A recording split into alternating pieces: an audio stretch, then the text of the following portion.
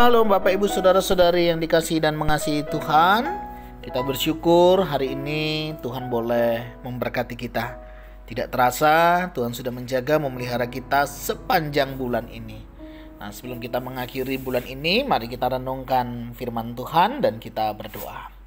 Tuhan, terima kasih, kami bersyukur untuk berkat-Mu. Engkau boleh menjaga, memelihara kehidupan kami. Kami bersyukur kalau hari ini kami boleh ada sebagaimana kami ada. Itu semua karena berkat kemurahan-Mu. Terima kasih Tuhan untuk berkat-Mu. Dan sebentar kami akan membaca dan merenungkan firman-Mu.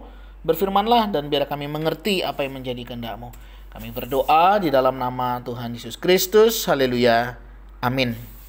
Ayat firman Tuhan yang menjadi renungan kita hari ini terambil di dalam Matius pasal yang ke-26, ayat yang pertama hingga ayatnya yang ke-16. Saya akan membacakan di ayatnya yang ke-13. Aku berkata kepadamu, sesungguhnya di mana saja Injil ini diberitakan di seluruh dunia, apa yang dilakukannya ini akan disebut juga untuk mengingat Dia. Amin. Demikianlah firman Tuhan. Mari kita merenungkannya. Ada satu istilah mengatakan harimau mati meninggalkan belang, gajah mati meninggalkan gading. Bagaimana dengan manusia ketika dia mati? Apa yang dia tinggalkan? Bapak Ibu Saudara yang dikasihi dan mengasihi Tuhan, kira-kira gambaran inilah yang kita bisa katakan kalau kita membaca perikop bagian ini. Di mana ada 3 peristiwa, ada 3 tokoh yang memberikan peninggalan yang berbeda-beda antara satu dengan yang lainnya. Bagian yang pertama misalnya kita melihat di sana para tua-tua bangsa Yahudi, ya. Mereka berkumpul di istana imam besar, ya. Mereka merundingkan sesuatu untuk menangkap Yesus, ya, dengan segala tipu muslihat. Ini dicatat oleh Alkitab, ya. Rencana mereka, memang mereka reka-rekakan yang jahat, ya, untuk Tuhan untuk menangkap karena mereka takut akan persaingan di dalam dunia pelayanan. Ini memang sangat mengganggu, ya, akan apa yang Yesus lakukan, sehingga mereka rekakan yang jahat untuk mencelakakan atau untuk membunuh Tuhan Yesus. Nah, kisah yang kedua yaitu seorang wanita yang mengurapi Tuhan Yesus, di mana dia mempersiapkan akan kematiannya. Dan peristiwa yang ketiga adalah Yudas yang mengkhianati Yesus. 3 tokoh, 3 peristiwa sama-sama dicatat dan semuanya sampai hari ini kita boleh mengenang dan mengenalnya. Saya tidak tahu Bapak Ibu Saudara, ketika kita membaca merenungkan bagian ini, kira-kira pelajaran apa yang kita bisa dapatkan masing-masing. Kita bisa berbeda.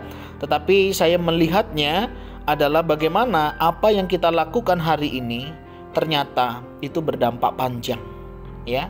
Berdampak bukan hanya pada saat kita hidup, tetapi pada saat kita tidak ada pun kita sudah meninggalkan sebuah sejarah kehidupan. Apakah itu sesuatu yang baik atau yang tidak baik? Apakah itu yang menyenangkan hati Tuhan atau yang justru mempermalukan nama Tuhan? 2 tokoh antara Yudas dan para tua-tua sudah sangat jelas.